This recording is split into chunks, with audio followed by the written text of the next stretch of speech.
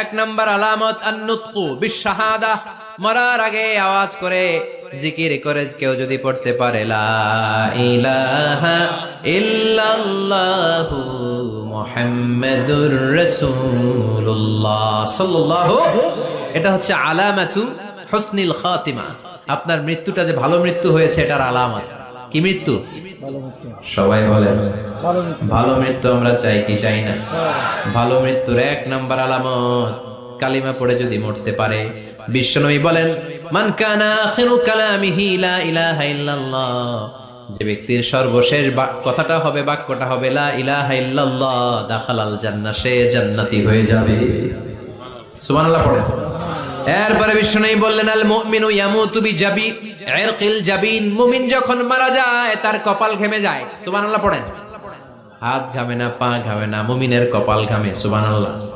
এজন্য কেউ মারা গেলে কপালের মধ্যে হাত দিবেন, দেখবেন ওই ঘামের মধ্যে একটা জান্নাতি ঘ্রাণ আছে। সুবহানাল্লাহ। আল্লাহ, আমরা যখন মরে যাব আমাদের কপালটা যেন এরকম ঘেমে যায়।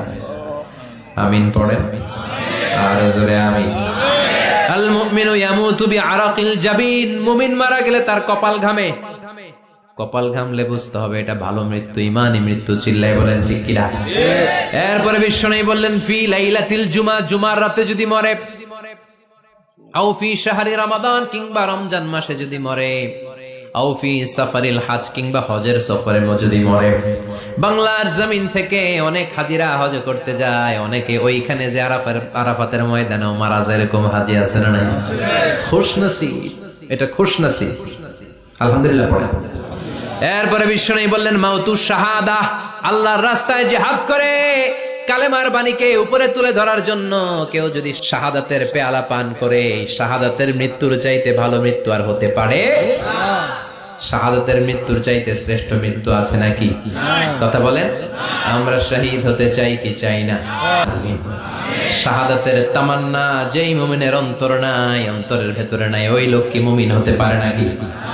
মান সাআলাল্লাহ শাহাদা, বিশ্বনবী ফরমান যে ব্যক্তি আল্লাহর কাছে শাহাদাতের মৃত্যু চায়, বাল্লাগাহুল্লাহু মানাজিলাশ শুহাদা ওয়া ইন মাতা আলা ফিরাশিহি, কেউ যদি আল্লাহর কাছে শাহাদাত অন্তর থেকে কামনা করে, রব্বুল আলামিন ওই ব্যক্তিকে শাহাদাতের মর্যাদায় নিয়ে যাবেন, যদিও সে বিছানায় পড়ে পড়ে মারা যায়। বিছানায় পড়ে মারা গেছেন, কিন্তু অন্তরে কামনা ছিল আল্লাহ আমারে তুমি শহীদ হিসেবে কবুল করো, শহীদদের কাতারে আপনারা দাঁড় করায় দিবে কে?